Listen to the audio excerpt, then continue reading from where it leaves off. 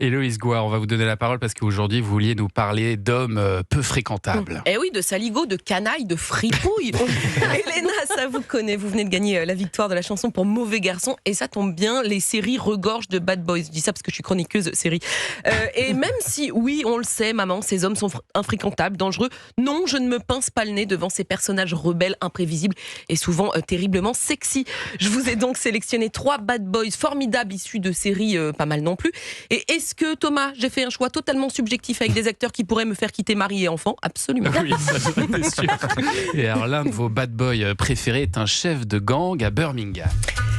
Eh oui, c'est aussi un dangereux criminel, un manipulateur, mais c'est probablement le bad boy le plus élégant de toute l'histoire des séries. Je vous parle bien sûr de Tommy Shelby dans Peaky Blinders. Casquette vissée sur la tête, costume 3 pièces, cigarette au coin des lèvres, regard azur, traumatisé par la guerre. Alors oui, il ment, oui, il trahit, oui, il détruit des vies, mais on devine aussi la faille derrière l'armure, Thomas. On dirait une avocate. Quelqu'un devrait peut-être lui expliquer qui je suis. J'ai eu tout ce dont un homme puisse rêver, ou presque. Tout est dans ce presque. Et voilà le problème, on sait qu'il faut fuir, mais on reste quand même prendre un verre avec cet homme sensible. Bon, l'autre problème avec Tommy, c'est qu'on croit toujours qu'on pourrait être celle qui va le réparer. Mais personne ne répare Tommy Shelby. C'est mort Héloïse. Peaky Blinders, c'est sur Netflix et le film arrive le 20 mars. Ah oui, j'ai ils ont fait un film Peaky Blinders, ça va être génial ça. Et alors un autre bad boy qui vous fait de l'effet, Héloïse, c'est un personnage dans la série Mobland, joué par Tom Hardy. Ah bah tiens. Eh oui, je crois bien que Tom Hardy n'est né que pour jouer des caïds qui mettent les mains dans le cambouis, et c'est pas pour me déplaire. Alors là, on bascule sur le bad boy animal, regard fermé, présence physique écrasante. On sent que ça peut très mal finir à tout moment. Et dans Mobland, Tom Hardy joue Harry, l'homme de main d'un riche criminel à Londres.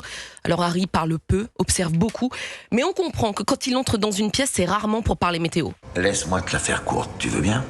Je vais obtenir ce que je suis venu chercher, et vous allez m'aider. Bien sûr, on va t'aider. Et puis Harry, c'est du style à dire à sa femme « Chérie, je t'aime, mais là j'ai vraiment des trucs à régler ». Et les trucs en question, ce sont pas des problèmes qu'on dénoue autour d'un café macchiato.